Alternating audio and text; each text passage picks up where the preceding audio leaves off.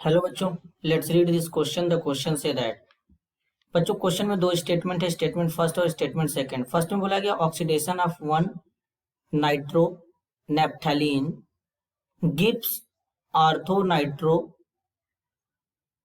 Phthalic acid where one amino naphthalene on oxidation gives thalic acid. Statement second, an amino group attached to the benzene ring makes it resistant to oxidation where nitro group makes the benzene ring susceptible to oxidation. और इसके regarding बच्चों चार option given है, इन चारों में से correct को identify करना है। सबसे पहले समझेंगे बच्चों की कॉन्सेप्ट। की कॉन्सेप्ट होगा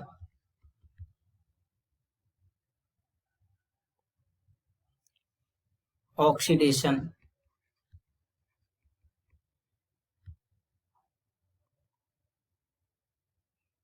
रिएक्शन। अब यहाँ पर ऑक्सीडेशन इसलिए होगा क्योंकि ऑक्सीडाइजिंग एजेंट का यूज करेंगे जो ऑक्सीडेशन करा देंगे बच्चों।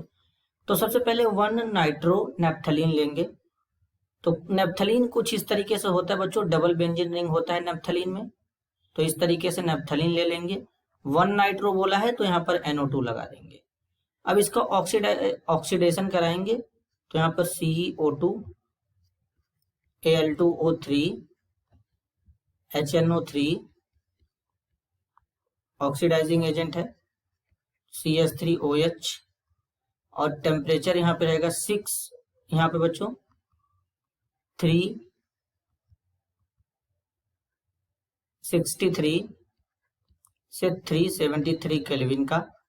तो यहाँ पर ऑक्सीडेशन होगा और ऑक्सीडेशन होने के बाद कुछ इस तरीके से क्या होगा बच्चों,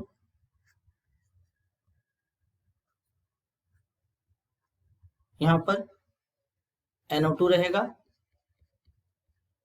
यहाँ पर हम लोग बच्चों KMNO4 भी ले सकते थे एज ए ऑक्सीडाइजिंग एजेंट के तौर पे। तो यहाँ पर ये बॉन्ड का क्लीवेज हो जाता है। तो इस तरीके से यहाँ पे क्या हो जाएगा बच्चों, कार्बोक्सिलिक ग्रुप इस तरीके से आ जाएगा यहाँ पे। तो इस तरीके से यहाँ पे होता है। तो यहाँ पे 3 नाइट्रो थैलिक एसिड का फॉर्मेशन हो जाता है कुछ इस तरीके से।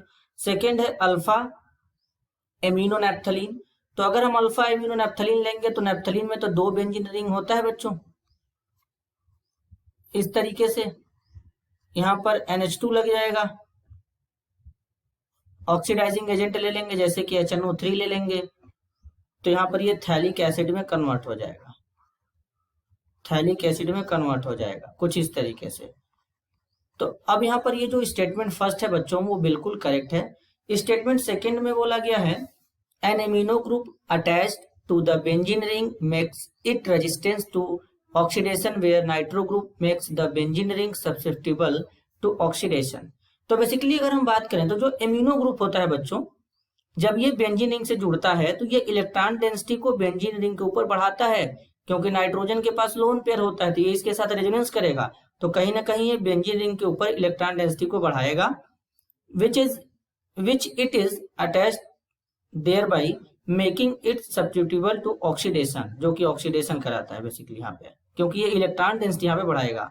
Nitro group on the other hand decrease the electron density. Nitro group क्या होता है, ये इलेक्ट्रॉन डेंसिटी को इंक्रीज करा देता है बेंजीन रिंग के ऊपर।